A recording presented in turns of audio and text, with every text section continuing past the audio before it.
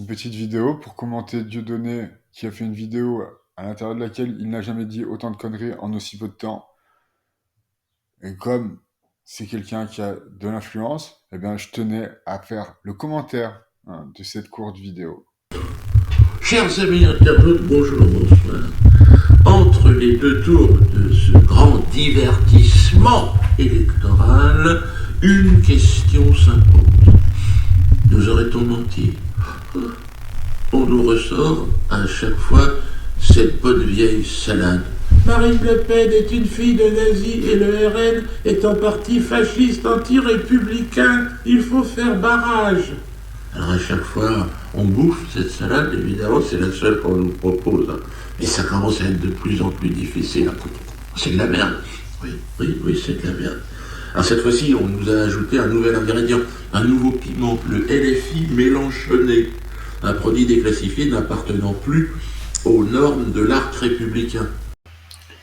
Alors là, malgré le ton narco-sarcastique, je suis plutôt d'accord avec Dieudonné. Euh, Malgré ce que je peux dire sur l'extrême droite, je suis pas sûr que ce soit aussi dangereux que ce qu'on pense. Maintenant, je pense vraiment pas, par contre, que ce soit que l'extrême droite soit républicain, est d'ailleurs une démonstration simple, et que si l'extrême droite était républicaine, elle serait avec les républicains. Alors il y a une partie des républicains qui se joignent à l'extrême droite, d'accord, mais c'est même pas la moitié.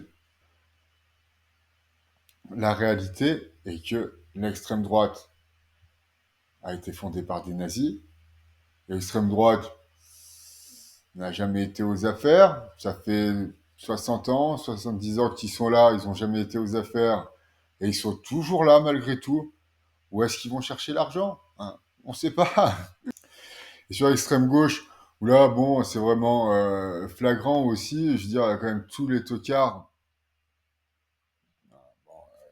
quand même tous les, tous les gros antisémites, tous les pro-arabes, palestiniens, qui vont à l'extrême gauche.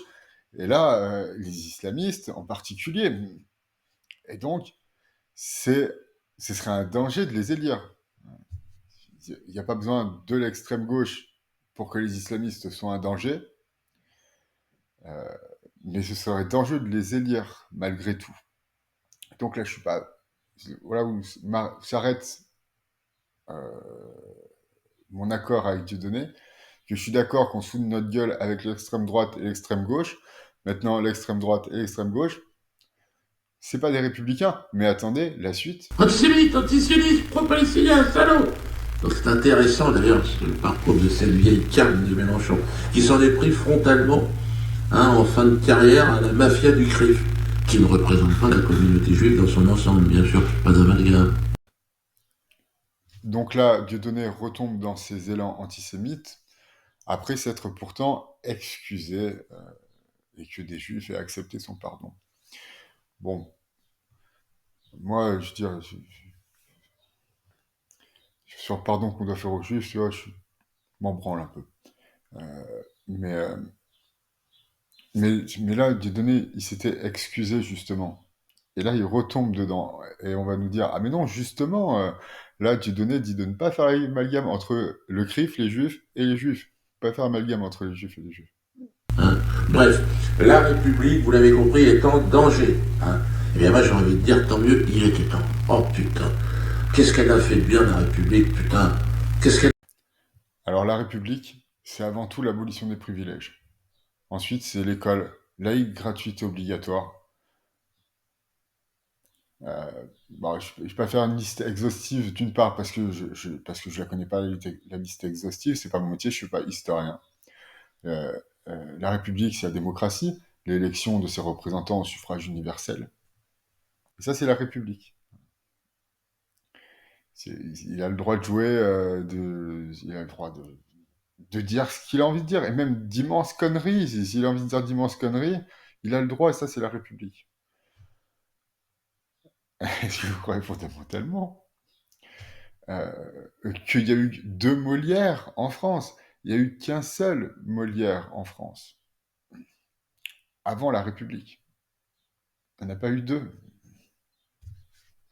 Il a fait de positif à pas reculer son peuple pendant des siècles.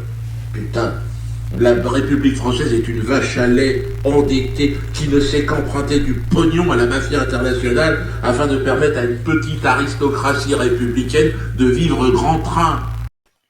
Ça, c'est juste. La République emprunte à une, je sais pas à qui, mais bon, à une mafia, à n'en pas douter, de toute façon, à des gens qui font de l'argent de façon malhonnête. C'est ce que fait la République, elle emprunte à ces gens-là.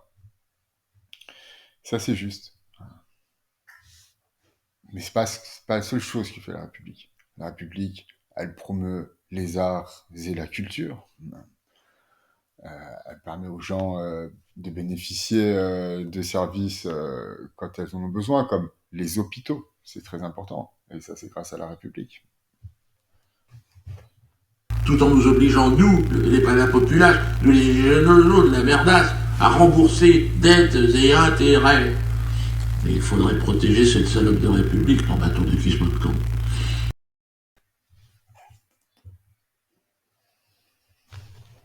Réfléchissez un peu, qu'est-ce qu'elle nous a offert cette République? Amis gilets jaunes, rien du tout, hein. Mis à part des balles en caoutchouc dans la gueule, des confinements, des vaccins Pfizer.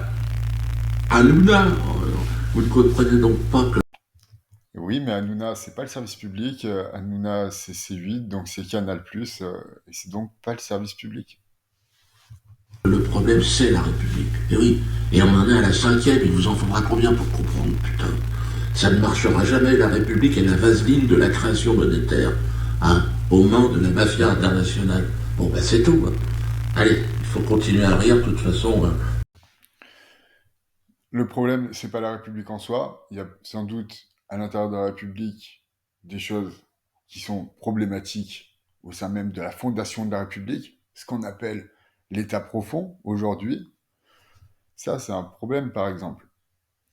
Mais c'est pas la République le problème en soi. La République, c'est pas un problème. La démocratie n'existait pas avant la République. Combien de fois les rois ont-ils convoqué les États généraux?